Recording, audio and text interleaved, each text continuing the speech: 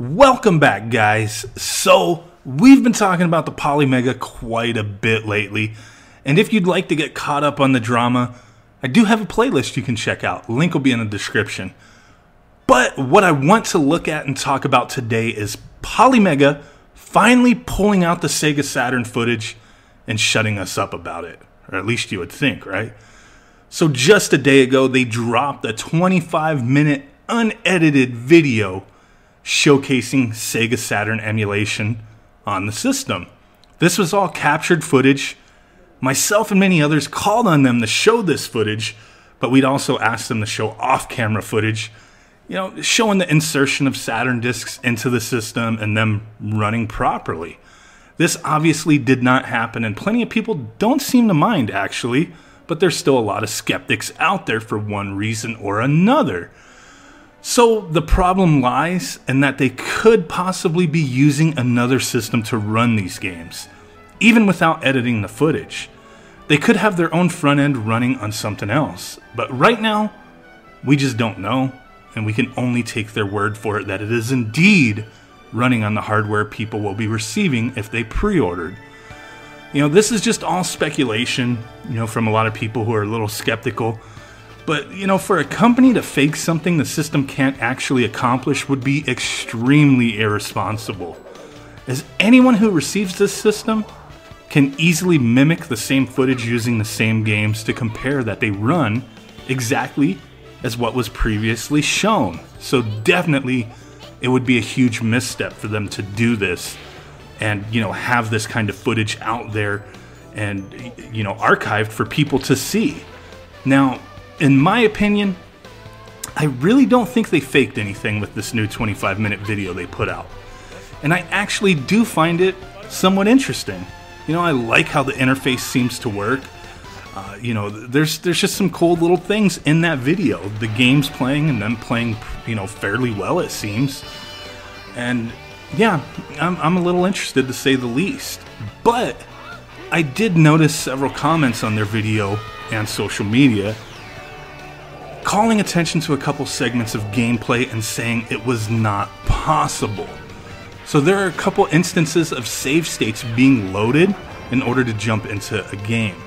Some people are saying that this loads extremely fast with, the graphics not being drawn in or any kind of distortions or glitches that people claim you may get using save states on games like these upon initial loading of them.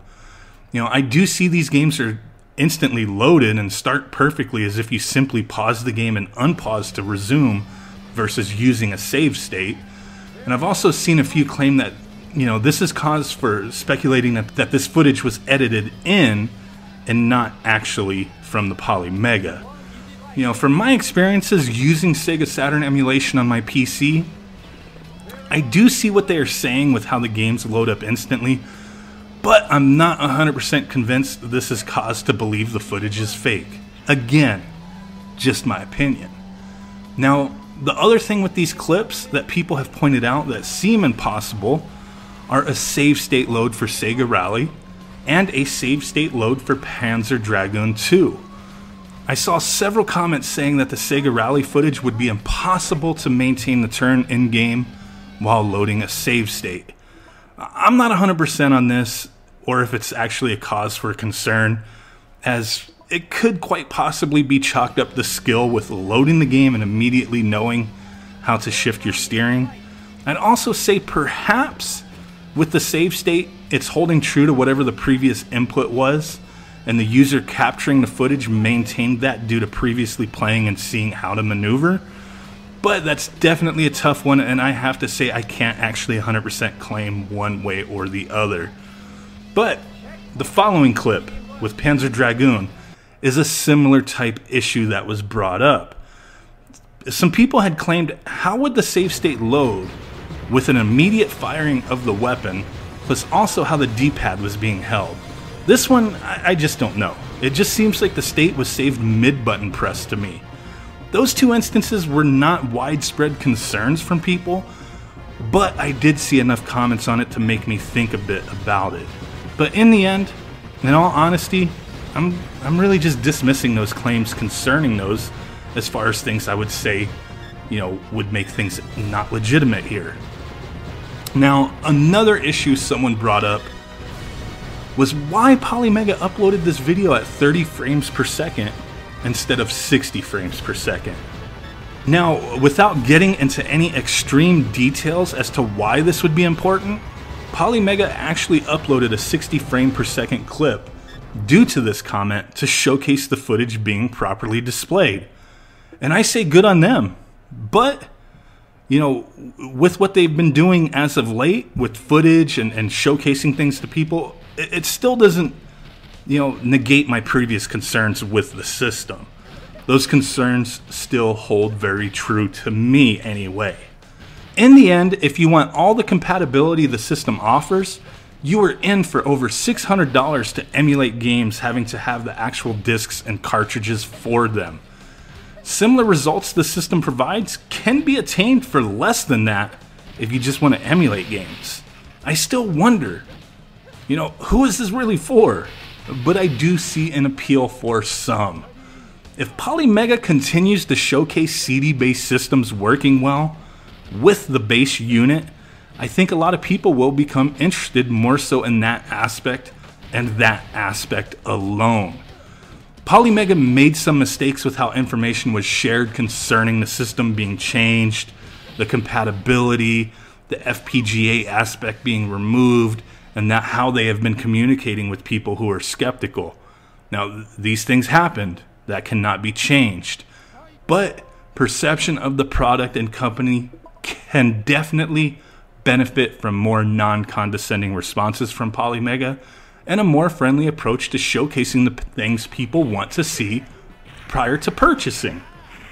This 25-minute video they showcased and the follow-up 60 frames per second clip is a good start in that direction.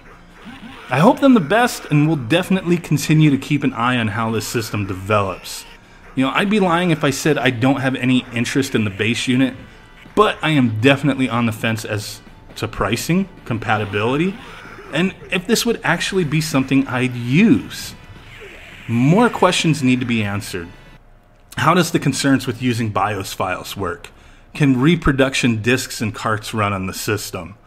The disc-based games that Polymega support can be quite expensive, and those who collect those games probably don't care to emulate them and prefer the original systems anyway. There are so many ways to play these old disc-based consoles, and many things making it easier and cheaper to access those libraries, such as products like the GDEMU, the Rhea, the Phoebe, the Satiator, the Super System SD3, and many others that are out there or being worked on. So there's tons of ways to play these games. So with all that said, I hope this information helps. I hope my video kind of, shows that, hey, I'm not just here to bash this company. That's not what I'm about. I have legitimate concerns, just like a lot of other people in the community, and I want to see those concerns being, properly showcased that, hey, they shouldn't be concerns. Like I previously said, there's certain things that they just cannot change. Their previous interactions with the community, the removal of FPGA from the base unit, and none of the modules using FPGA from the start. Everything just being emulation, and just that high price point. I don't get it. But I do have that little tiny bit of interest concerning the disc-based stuff. I do find that aspect interesting, and I want to see more. So I do appreciate you guys stopping in to hear my thoughts. Please consider subscribing, clicking that notification bell, and liking this video.